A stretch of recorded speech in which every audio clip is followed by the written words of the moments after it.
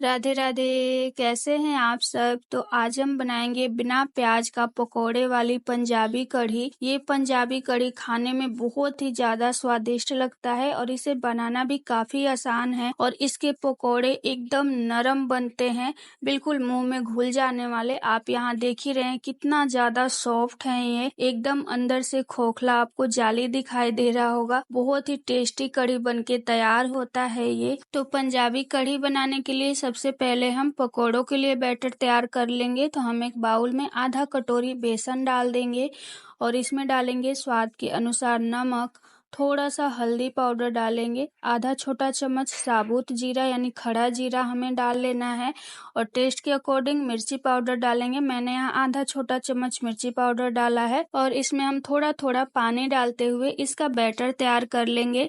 तो बहुत ज्यादा पतला या गाढ़ा बैटर नहीं चाहिए, इसका मीडियम बैटर हमें तैयार करना है। पानी हम थोड़ा थोड़ा करके ही डालेंगे, एक बार अगर आप ज्यादा पानी डाल देंगे तो ये बैटर पतला हो जाएगा, इसलिए हमें इसमें थोड़ा थोड़ा पानी डालते जाना है और इसे मिक्स करते जाना है। और इसे अच्छे से मिक्स करने के बाद हम इसे 4 से 5 मिनट के लिए अच्छे से फेंट लेंगे ताकि जो पकोड़ा है बिल्कुल सॉफ्ट बने, अंदर से जाली वाला बने, बिल्कुल भी उसमें गुठली जैसा ना रहे। तो इसके लिए इसे अच्छे से फेंटना बहुत जरूरी है, ये प्रोसेस आपको ध्यान से अच्छे से कर लेना है। तो देखिए मैंने यहाँ सारी चीजों को अच्छे से मिक्स कर लिया है और ये बैटर हमारा तैयार हो गया है और आप इसकी कंसिस्टेंसी देख सकते हैं, ना ही पतला है और ना बहुत ज्यादा सूखा है। मीडियम बैटर मैंने यहाँ तैयार कर लिया है। इसे ढक के हम साइड में रखेंगे और कढ़ी के लिए हम घोल तैयार कर लेंगे। कढ़ी के लिए घोल तैयार करने के लिए हम एक बाउल में डाल लेंगे 4 चम्मच बेसन मैंने यहाँ लिया है और 1 कटोरी भर करके खट्टी दही लिया है मैंने। अगर आपको कढ़ी ज्यादा खट्टा नहीं पसंद तो आप खट्टी दही के जगह नॉर्मल दही का इस्तेमाल कर लें और इन दोनों चीजों को हमें अच्छे से फेंट लेना है जब तक कि एकदम स्मूथ नहीं हो जाता है, यानी कि बिल्कुल भी इसमें लम्स नहीं होना चाहिए। बिल्कुल अच्छे से दोनों चीजों को हमें मिक्स कर लेना है एकदम स्मूथ होने तक। तो यहाँ मैंने दोनों चीजों को एकदम स्मूथ फेंट लिया है, आप देख सकते हैं बिल्कुल भी इसमें लम्स नहीं है। तो अब हम इसमें 4 से 5 गिलास के करीब पानी डाल देंगे। पानी हम बाद में भी डाल सकते हैं, तो मैंने यहाँ 5 गिलास ही पानी डाला है और पानी डाल करके एक बार इन सारी चीजों को हम अच्छे से मिक्स कर देंगे। तो ये हमारा कढ़ी का घोल तैयार हो गया। तो चलिए अब हम कढ़ी बना लेते हैं। तो उसके लिए गैस ऑन करके एक कढ़ाई रख देंगे और इस कढ़ाई में हमें डालना है तेल और तेल डालकर हम इसे अच्छे से गर्म होने देंगे। तेल गर्म हो रहा है तब तक हम पकौड़े वाले बैटर में थोड़ा सा डालेंगे बेकिंग सोडा। ध्यान रखें बेकिंग पाउडर नहीं डालना है, बेकिंग सोडा यानी कि जो मीठा वाला सोडा होता है उसे डालना है। और आपने देखा ही मैंने 1 चुटकी के करीब डाला है, उतना ही डालना है और डाल करके इसे हमें अच्छे से फेंट लेना है जब तक ये बिल्कुल फ्लफी नहीं हो जाता, यानी कि लगभग हमें 2 मिनट लग जाएंगे इसे फेंटने में। तो देखिए इस तरीके से बिल्कुल फ्लफी हो जाना चाहिए। तो इधर हमारा तेल भी गर्म हो गया है, तो छोटे छोटे हम पकोड़े तेल में डालेंगे या आप बड़े पकोड़े भी बना सकते हैं।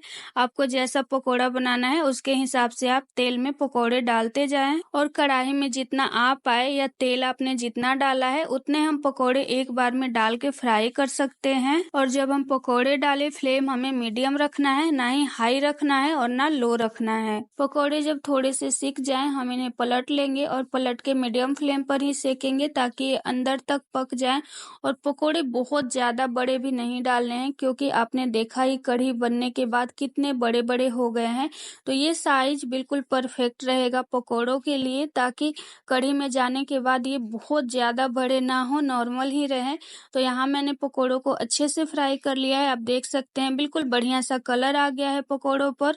तो पकोड़ों को हम तेल से बाहर निकाल लेंगे, तो कलछी को किनारे पे लगाते हुए निकालेंगे ताकि जो भी इसमें एक्स्ट्रा ऑयल हो वो कढ़ाई में ही रह जाए। तो सारे पकोड़े हम निकाल लेंगे इसी तरीके से। और फर्स्ट बैच का पकोड़ा निकालने के बाद जो बेसन का घोल बचा हुआ है सेम पहले की तरीके से ही हम इसका भी पकोड़ा बना करके तैयार कर लेंगे। और आप इस पकोड़े को थोड़ा सा ज्यादा भी बना सकते हैं क्योंकि स्नैक्स के रूप में भी आप इसे खा सकते हैं, बहुत ही ज्यादा टेस्टी लगता है ये। अगर आप चाय के साथ या चटनी के साथ या ऐसे भी खाएंगे तो आप चाहें तो पकोड़े थोड़ा सा ज्यादा भी बना सकते हैं। तो यहाँ मैंने दूसरी बैच के भी सारे पकोड़े बनाकर तैयार कर लिए हैं, ये भी बिल्कुल बढ़िया से फ्राई हो गया है। तो इसे भी हम तेल से बाहर निकाल लेंगे और पकोड़ों को निकालने के बाद इसी कढ़ाई में हम कढ़ी भी बनाएंगे, तो इसमें जो भी एक्स्ट्रा तेल है उसे निकाल लेंगे। तो यहाँ हमारा सारा पकोड़ा बनकर तैयार है। इस पकोड़े को मैं तोड़ के दिखाती हूँ। ये देखिए अंदर से कितना ज्यादा जालीदार बन के तैयार हुआ है, यानी कि एकदम बढ़िया सा पकोड़ा बना है। और हमने जो कढ़ाई में थोड़ा सा तेल छोड़ा है उसमें डाल देंगे 1 तेज पत्ता, आधा छोटा चम्मच राई डालेंगे, आधा छोटा चम्मच जीरा और 2 से 3 पिंच हींग डालकर इन सारी चीजों को हम अच्छे से भूनने देंगे। जब ये सारी चीजें भून जाए हम इसमें डाल देंगे फ्रेश कड़ी पत्ता, 2 सूखी लाल मिर्च और आधा छोटा चम्मच हल्दी पाउडर डाल करके इन सारी चीजों को बिल्कुल लो फ्लेम पर हमें अच्छे से भून लेना है। बिल्कुल लो फ्लेम रखें, नहीं तो हल्दी जो है वो जल जाएगा। और जब सारी चीजें अच्छे से भून जाएं हम इसमें कढ़ी वाला घोल डालेंगे जिसे हमने बनाकर रखा था। तो डालने से पहले एक बार हम अच्छे से चलाएंगे क्योंकि बेसन नीचे बैठ जाता है। तो अच्छे से चलाने के बाद इस सारे घोल को हम इस कढ़ाई में डाल देंगे और घोल डालने के बाद लगातार इस कढ़ी को हमें चलाते रहना है जब तक कि एक उबाल नहीं आ जाता है। अगर आप घोल डाल करके इसे छोड़ देंगे तो ये फट जाएगा क्योंकि हमने इसमें दही डाला है, और अगर कढ़ी फट गया तो सारा कढ़ी एकदम बेकार हो जाएगा। तो इसीलिए आपको लगातार चलाते रहना है जब तक कि इसमें एक उबाल नहीं आ जाता है। आप फ्लेम हाई रखें, हाई फ्लेम पर ही लगातार इसे चलाते रहें। तो यहाँ कढ़ी उबलने लगा है तो अब हम चलाना छोड़ सकते हैं, लेकिन उससे पहले हम इसमें डाल देंगे नमक। हमने अभी तक कढ़ी में नमक नहीं डाला है, तो स्वाद के अनुसार हम नमक डाल देंगे और नमक डालकर कढ़ी में अच्छे से मिक्स करेंगे। और मिक्स करने के बाद अब हम कढ़ी का फ्लेम जो है वो लो टू मीडियम करेंगे और लो टू मीडियम फ्लेम पर 10 मिनट इस कढ़ी को पकाना है। अगर आप कढ़ी को अच्छे से पकाएंगे नहीं तो कढ़ी बिल्कुल भी टेस्टी नहीं लगेगा। बहुत लोग क्या करते हैं, जैसे ही कढ़ी उबलने लगा वैसे ही गैस का फ्लेम ऑफ कर देते हैं, तो वो कढ़ी खाने में बिल्कुल टेस्टी नहीं लगता है। तो कढ़ी को अच्छे से पकाना बहुत जरूरी है क्योंकि जो बेसन है वो कच्चा रहता है। तो इसे हम 10 मिनट के लिए पका लेंगे। तो यहाँ मैंने कढ़ी को अच्छे से पका लिया है, यानी 10 से 12 मिनट तक मैंने यहाँ कढ़ी को पकाया है। और जब कढ़ी अच्छे से पक जाए हम इसमें पकौड़ा डाल देंगे, जिस पकौड़े को हमने बना के रखा था। तो मैं यहाँ पकौड़ों को डाल रही हूँ और पकौड़ा डालने के बाद हम इसमें अच्छे से इसे मिक्स कर देंगे।